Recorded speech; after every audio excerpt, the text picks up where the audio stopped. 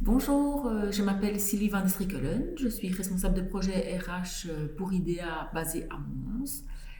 IDEA est l'agence de développement territorial du cœur du Hainaut qui emploie plus de 320 personnes. Elle regroupe aujourd'hui 27 communes qui comptent 540 000 habitants.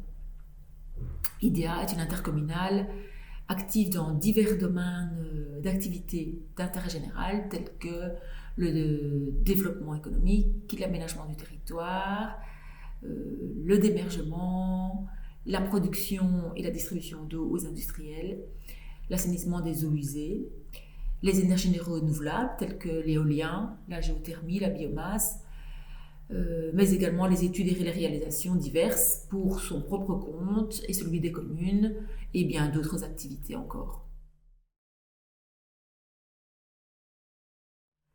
Ce qui m'a paru le plus intéressant dans le programme circulaire HRM proposé, ce sont les ateliers.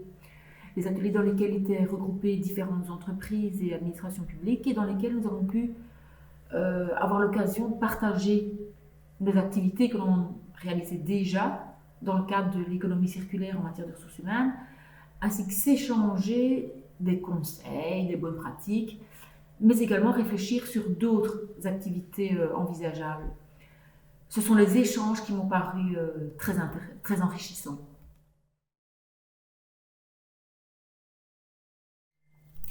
Notre participation au programme nous a permis de nous rendre compte que nous mettions en œuvre des pratiques de gestion circulaire de ressources humaines sans tout à fait le savoir, ou en tout cas sans directement opérer de lien.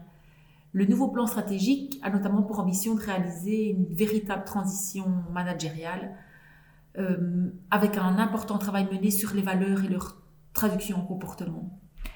Nous nous fondons sur les principes de la sociocratie. C'est dans cet esprit qu'ont été mis en place des groupes de travail transverses, interactifs et participatifs pour lesquels les collaborateurs sont libres de se porter candidats.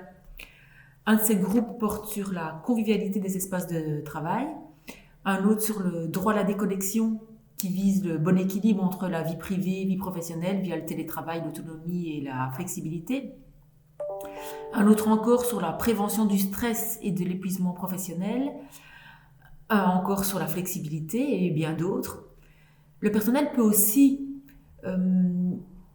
être à l'initiative de tels groupes de travail, ce qui a été le cas avec un groupe baptisé Un esprit sain dans un corps sain, ou encore un autre qui vise à progresser sur les objectifs en matière de développement durable. D'autres principes du modèle circulaire HRM sont également travaillés, et en particulier la question de l'employabilité via la gestion prévisionnelle des emplois et compétences, qui met en avant les compétences attendues des collaborateurs via le descriptif d'emploi, mais également les compétences qui sont détenues par les collaborateurs en dehors de les descriptifs d'emploi et qui peuvent être également mobilisées et transférées. L'aménagement des fins de carrière et le tutorat permettent également de répondre aux préoccupations des travailleurs les plus âgés. Nous avons également mis en place un logiciel baptisé Good ID qui permettent aux collaborateurs de proposer des initiatives pour améliorer leur travail. Oui, bien entendu. Et force du constat de nos avancées dans le domaine sans trop le savoir, nous avons déjà commencé à travailler sur notre communication interne mais également externe. Dans les mois qui suivent, nous voulons également aller un petit peu plus loin dans le projet gestion des emplois et compétences en développant le job crafting. Nous allons également poursuivre le travail sur le retour des travailleurs absents de longue durée et bien d'autres actions que nous allons maintenant pouvoir relier à l'économie circulaire en matière de ressources humaines. Je voudrais terminer également par cette petite phrase.